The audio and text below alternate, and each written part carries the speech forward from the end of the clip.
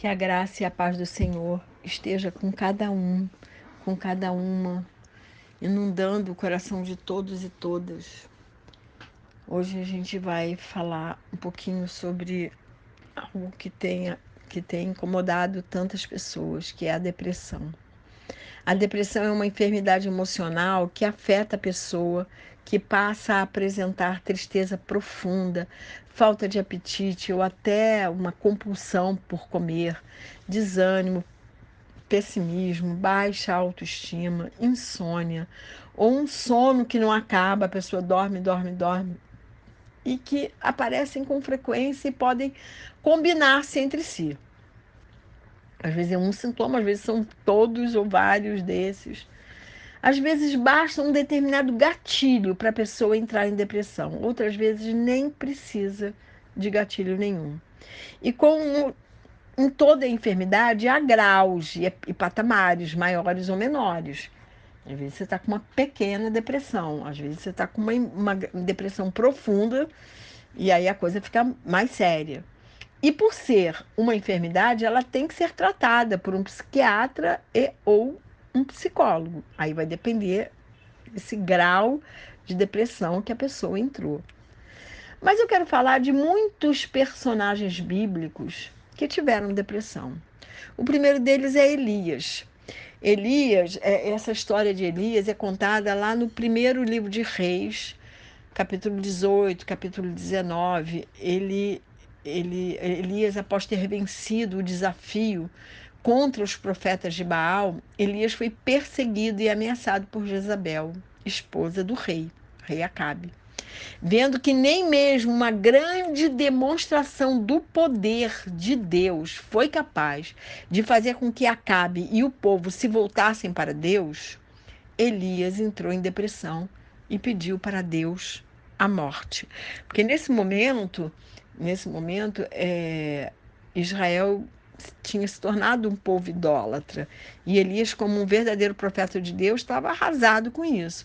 E faz uma demonstração de muito poder. E mesmo assim, o rei Acabe, a sua esposa Jezabel e todo o povo não se voltaram para Deus. E ele se sentiu muito decepcionado.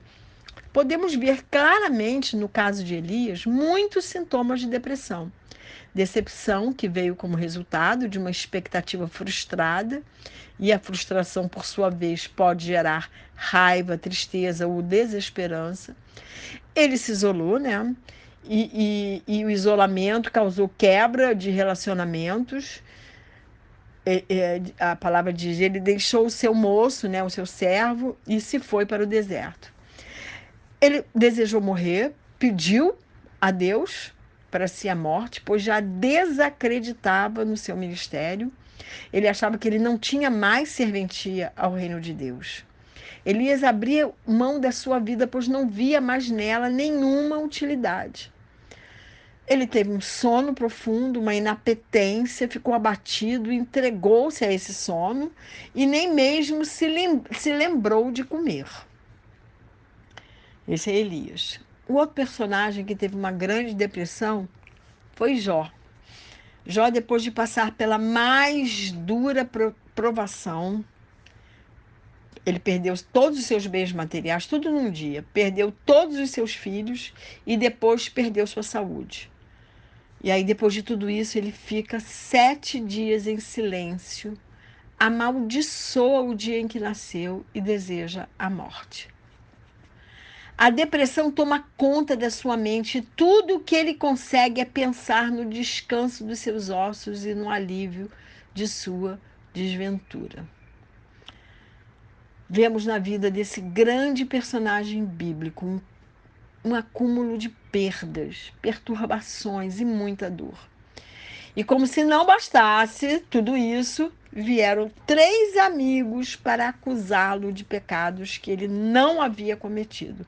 Esses amigos não acreditavam que, depois de tanta calamidade, Jó não fosse o responsável por isso. Então, ali eles massacraram mais e mais Jó. Um outro personagem bíblico que entrou numa depressão foi Jonas. Esse profeta tinha por inimigo o império da Assíria. Quer dizer, Não era ele que tinha como inimigo. O império da Síria era inimigo do povo de Israel e Jonas era judeu. Esse povo, o povo da Síria, o povo de Nínive, se levantou contra o povo de Deus, se levantou contra Israel. Como então, aí ele pensou, como eu poderia pregar arrependimento para aquela gente que merecia a morte? Porque Deus mandou que ele fosse para Nínive pregar o arrependimento. Quer dizer, pregar, falar que Nínive seria destruída e aí se não houvesse arrependimento, é óbvio. Então, como é que ele ia pregar isso por um povo que ele não queria que se salvasse? O desejo de vingança de Jonas não permitia que ele se tornasse obediente à palavra de Deus, que o havia enviado a Nínive para pregar aquele povo. Jonas tentou fugir dessa tarefa. Foram necessárias algumas tribulações para que Jonas se submetesse à vontade de Deus. Ainda assim, ele não desejava a salvação daquela nação. Porém, após sua pregação, Jonas se deparou com um povo quebrantado e arrependido. Como profeta, ele conhecia a misericórdia de Deus e, portanto, o seu perdão. A ira de Jonas se acendeu e ele entrou em depressão. Aliás, esta enfermidade já podia ser detectada quando ele, recusando-se a fazer a vontade de Deus, fugiu num navio para outro lugar. Ao invés de ir para Nínive, ele foi para Jope. E aí, naquele navio, ele foi para o porão e dormiu profundamente. E aquele sono era um sono de fuga. Porque veio uma grande tempestade e ele não acordou. Os marinheiros é que tiveram que acordá-lo. Então, ali já começou a depressão. E depois que ele prega, eu costumo brincar que Jonas é o maior pregador de todos os tempos. Porque ele pregou com má vontade e todo o povo de Nínive se converteu a Deus. Se arrependeu. E depois que o povo se arrependeu, ele entrou em depressão mesmo, porque ele não queria a salvação daquele povo. Davi, Davi, o rei Davi demonstra seu estado depressivo em inúmeros salmos escritos por ele.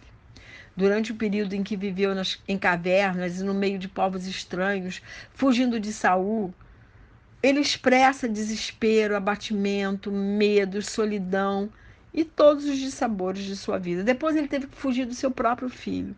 Davi demonstra em vários salmos que ele sofria de grandes depressões. Agora eu vou falar dos discípulos de Jesus no Getsêmani. E eu vou ler esse texto. Eu não li os outros, mas eu vou ler esse texto. Está lá em Lucas 22, de 39 a 46. Diz assim: E saindo Jesus, foi, como de costume, para o Monte das Oliveiras. E os discípulos o acompanharam. Chegando ao lugar escolhido, Jesus lhes disse: Orem para que vocês não caiam em tentação. Ele, por sua vez, se afastou um pouco e de joelhos orava, dizendo: Pai, se queres, afasta de mim esse cálice. Contudo, não se faça a minha vontade, e sim a tua. Então lhe apareceu um anjo do céu que o confortava. E, estando em agonia, orava mais intensamente. E aconteceu que o suor dele se tornou como gotas de sangue, caindo sobre a terra.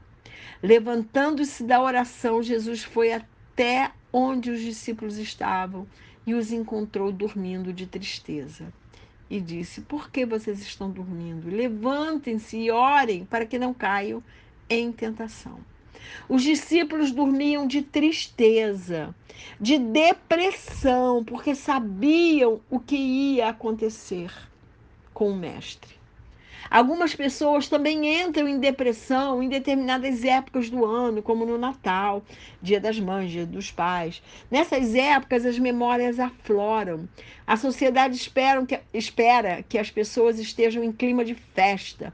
Porém, para muitos, este é um momento de dor. Vêm às suas mentes muitas coisas, vêm lembranças das perdas ocorridas no decorrer da vida, vêm ao coração dessas pessoas ressentimentos guardados na memória, lembranças ruins e amargas, traumas, dores e frustrações da infância. Muitos cristãos escondem seu estado depressivo com medo de que os outros o julguem, achando que é falta de fé. Queridos e queridas, depressão não é falta de fé, é sinal de humanidade. Nós somos humanos e, portanto, podemos sentir muitas emoções, podemos e sentimos depressão, medo, inveja, às vezes desespero. A gente sente essas coisas porque nós somos humanos. Nós temos que ser cristãos sinceros conosco e com as pessoas à nossa volta e reconhecer sem nenhuma vergonha que estamos em depressão, que sentimos uma tristeza. Tristeza não é pecado, depressão também não. Somos seres humanos e qualquer um de nós, diante de uma adversidade, pode entrar em depressão. Como citei, grandes homens de Deus tiveram depressão e como naquela época não havia psiquiatra nem psicólogo, recorreram ao médico dos médicos e ao psicólogo dos psicólogos.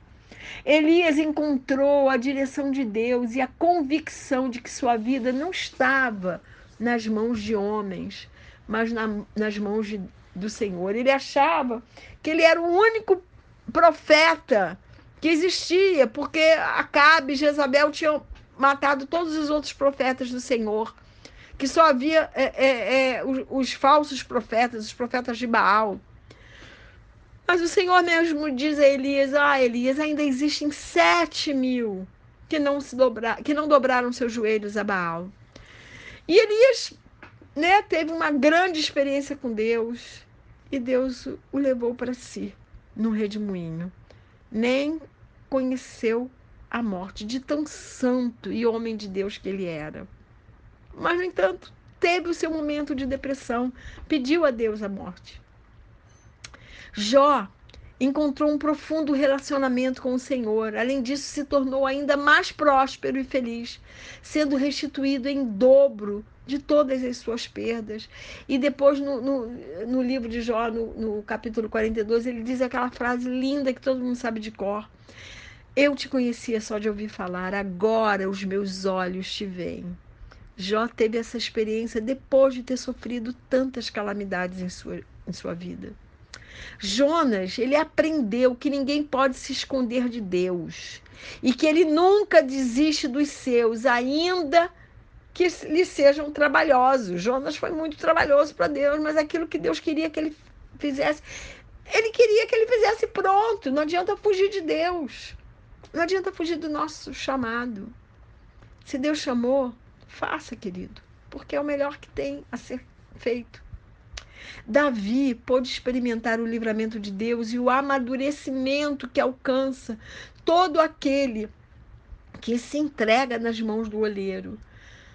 Davi era um adorador e um homem segundo o coração de Deus e se tornou um grande rei de Israel, o maior rei de Israel. Os discípulos de Jesus, depois da sua ressurreição, puderam compreender o plano glorioso de Deus. Jesus na cruz revelou o quanto ele nos ama, morrendo em nosso lugar. Sua imensa prova de amor nos tira do medo do abandono, do medo do fracasso, da solidão, das tristezas, das frustrações. Fomos feitos seus filhos e herdeiros do Deus vivo. Vencer a depressão é o resultado de uma alma desentulhada. Podemos e devemos recorrer a profissionais, não há nenhum mal nisso. Deus capacita os profissionais, tanto o psiquiatra como o psicólogo, mas também temos que orar, clamar para que Deus nos ajude a remover a decepção, o sentimento de solidão, de fracasso, de frustração, de rejeição, para que as feridas sejam apenas cicatrizes indolores. Nossa alma, ao invés de abrigar lixos contaminadores, deve se nutrir das boas coisas. E quais são essas boas coisas? A leitura e a meditação na palavra de Deus, que é o nosso alimento espiritual. Trabalhar o que há dentro de nós, à luz da palavra de Deus. Trabalhar a nossa autoimagem, a nossa autoestima, de forma a reconhecermos o amor de Deus por nós e, consequentemente, o nosso valor. Vigiar em relação às áreas frágeis da nossa vida. Abrir o coração a Jesus, que é o nosso melhor amigo. Devemos fazer de Jesus nosso confidente e dialogarmos com Ele o tempo todo, em todo tempo, termos vida com Ele. Deus quer, Jesus quer se relacionar conosco, por isso ele veio. Ele não veio para, ele veio para morrer por nós, né? Esse, claro, é a principal missão dele, mas ele não veio nos ensinar uma religião, ele veio nos ensinar relacionamento. Ele quer que a gente se relacione com ele. A gente tem que trocar os nossos fardos pesados com o leve fardo que vem de Cristo, pois ele mesmo fez esse convite a cada um de nós. Lá em Mateus 11, de 28 a 30, ele diz: venham a mim, todos vocês que estão cansados e sobrecarregados, e eu os aliviarei. Tomem sobre vocês o meu jugo e aprendam de mim, porque eu sou manso e humilde de coração. E vocês acharão descanso para a sua alma, porque o meu jugo é suave e o meu fardo é leve. Nós temos que entregar os nossos fardos pesados a Jesus, porque Ele mesmo nos convida para isso. Temos que crer que Deus é real, todo amoroso, que sempre está ao nosso lado, como poderoso guerreiro, nos acolhendo em seus braços eternos. Minha oração por mim e por você é que possamos colocar aos pés de Jesus todos os lixos da nossa alma, todos os nossos pesos do passado, para que Ele nos cure e nos oriente quando temos que consultar profissionais da área. Minha oração por mim e por você é que, se a depressão vier, saibamos como e com quem resolver essa situação, sem nenhuma vergonha, com transparência e com verdade. E que o Senhor nos abençoe e nos guarde, que o Senhor faça resplandecer o seu rosto sobre cada um de nós, e que o Senhor tenha misericórdia de nós, que sobre nós o Senhor levante o seu rosto e nos dê a paz.